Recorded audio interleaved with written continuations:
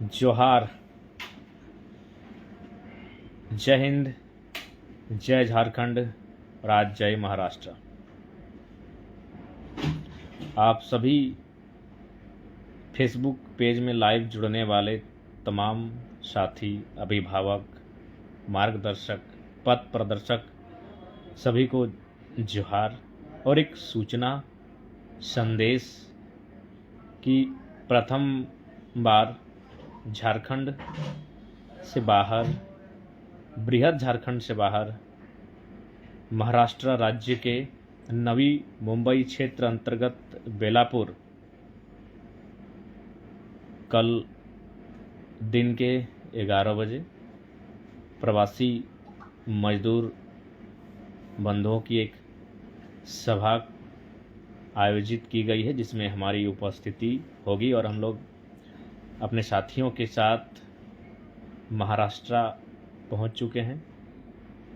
मैं पहले ही कह दूं, जब ये आंदोलन का आगाज हुआ था, हमने एक लाइन कहा था कि हमें किसी भाषा, किसी क्षेत्र से कोई शिकायत नहीं, हमारे क्षेत्र में उस भाषा, उस क्षेत्र का प्रभाव ना हो। अतः हमारे लिए जय हिंद भी, जय महाराष्ट्र भी, जय झारखंड भी और बाकी जितने भी हमारे भारतवर्ष के राज्य हैं, सबका जय जय हो। लेकिन हमारी आपत्ति तब होती है जब बाकी लोग हमारे क्षेत्र में आकर डोमिनेट करते हैं, हम उसके खिलाफ हैं। हम इस राष्ट्र में किसी जाति, किसी धर्म, किसी क्षेत्र, किसी भाषा, लिंग अथवा किसी अन्य आधार पर किसी से भी भेदभाव और असहमति के पक्ष में नहीं है।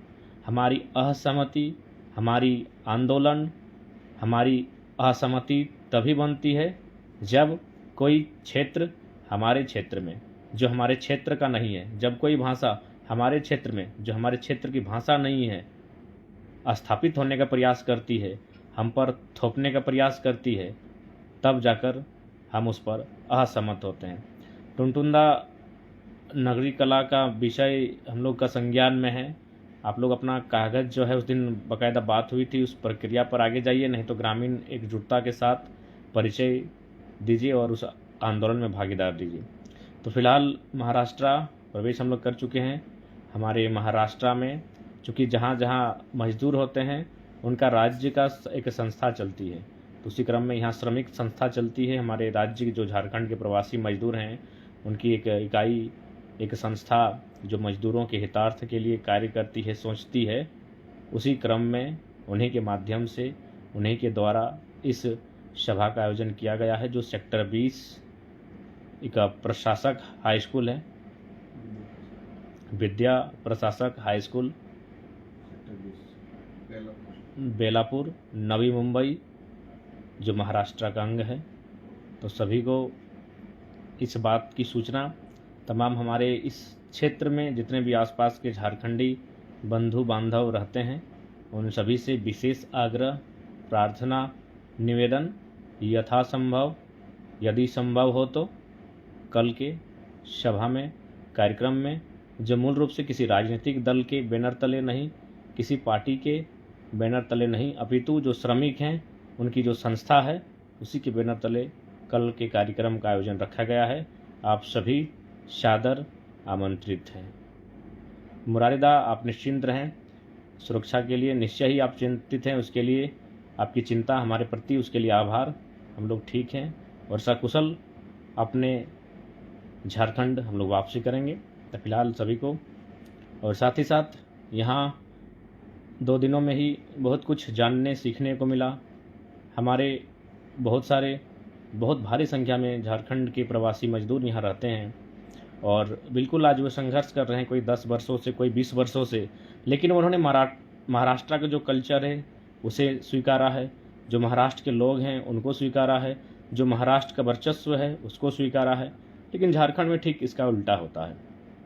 कल ही हमारे बहुत सारे साथी मिले जो आसपास का जो क्षेत्र है वहाँ हम लोग को सैर कराएं, और उन्होंने अपना ये परिचय दिया कि हम लोग यहाँ महाराष्ट्र में ड्राइविंग का काम करते हैं। हमने पूछा कि आप जो ड्राइविंग करते हैं तो किन की गाड़ी को ड्राइव करते हैं? बोला वो महाराष्ट्र के जो अमीर लोग हैं, जो साहब लोग हैं, उनकी गाड़ी को ड्राइव करके अपना हम लोग जीवन यापन करते हैं। तो ठीक, हम भी यही चाहते हैं कि भाई सही बात है, महाराष्ट्र इनका तो उनको प्राथमिकता। लेकिन झारखंड में ठीक इसका उल्टा होता है।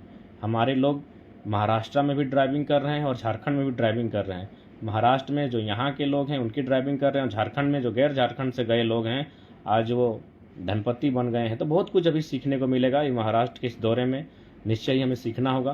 क्योंकि जब झारखंड में नवनिर्माण की बात होगी तो उसमें मजदूरों की बात प्राथमिक होगी, किसानों की बात प्राथमिक होगी, छात्रों की बात प्राथमिक होगी, नारियों की बात प्राथमिक होगी।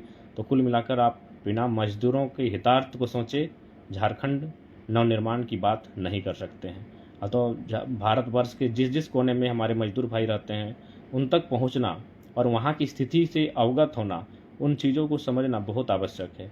आवश्यक इसलिए भी है कि आखिर महाराष्ट्र में क्या स्कोप है।